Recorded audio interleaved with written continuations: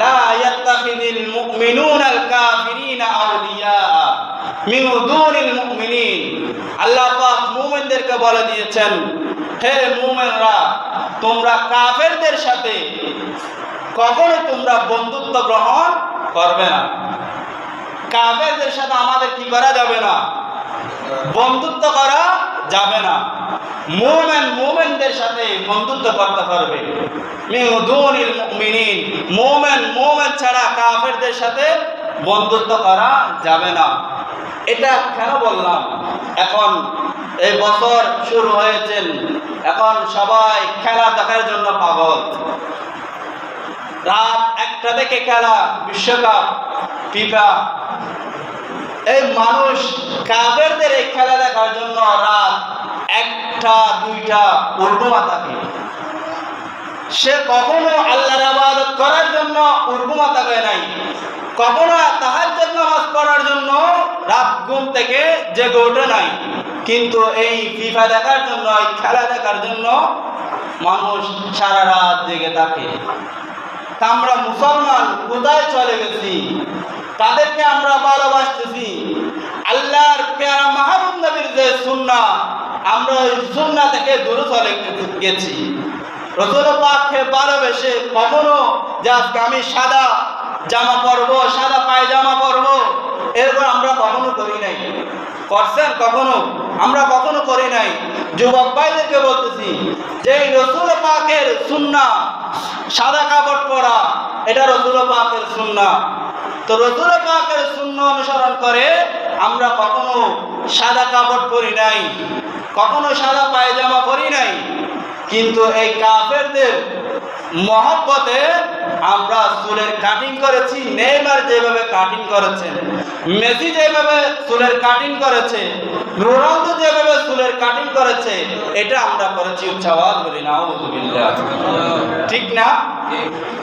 চুলের cutting Neymar করছে যেরকম, নেইমার মতো ডিজাইন করছি, যে ওদের মেসির মতো চুলের ডিজাইন করছি, রোনালদোর মতো। কারণ কেন? তো তুমি ইমানদার, তুমি মুসলমান, তোমার ভালোবাসা হবে আল্লাহ এবং আল্লাহ রাসূলের সাথে, আউলিয়া ইকরামের সাথে। আর তুমি মুসলমানের বন্ধু বানিয়েছো কাকে? খ্রিস্টানকে, ইহুদিকে। আর যাদের ব্যাপারে আল্লাহ পাক সরাসরি স্পষ্টভাবে নাস বর্ণনা করেছেন, লা ইয়াত্তাখিযুল মুমিনুনাল কাফিরিনা আউলিয়া। মুমিন তোমরা কখনো কাফেরদেরকে বন্ধু বানাতে পারবে না। তা আমরা সেই মুসলমান যাদের জন্য চুলের কাটিং করতেছি, যাদের জন্য উর্দুমা থাকতেছি, তা লাভটা কি? হ্যাঁ, লাভ আছে। কি জানেন? আল্লাহর প্যারা মাহবুব নবী হাদিসে মুবারাকার মধ্যে বলেছেন, মান তাশাব্বাহা বিকওমিন ফাহুয়া মিনহুম।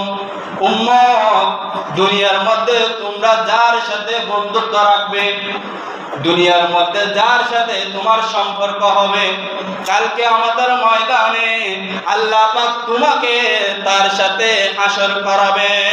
যার তোমার সাথে দুনিয়াতে বন্ধুত্ব, এই মেসি নেইমার, তাদেরকে অনুসরণ করে তুমি চুলের কাটিং করতেছ, তাদেরকে অনুসরণ করে জিনদের ফ্যানের মধ্যে কাটতেছ, ওই ফ্যাশন তোমরা গ্রহণ করতেছ, কিয়ামতের ময়দানে আল্লাহ পাক তোমাদের হাসর করবে তাদের সাথে। উচ্চাওয়াজ বলি নাউযুবিল্লাহ।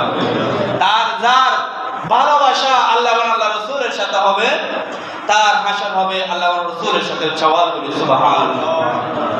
আল্লাহর প্যারা মাহবুব নবীর একজন সাহাবা, বুখারী শরীফের হাদিস, আল্লাহর প্যারা মাহবুব নবীর একজন সাহাবা এসে বললেন, ইয়া রাসূলুল্লাহ, ইয়া হাবিবাল্লাহ, মাতা সাআ, কিয়ামত কখন হবে?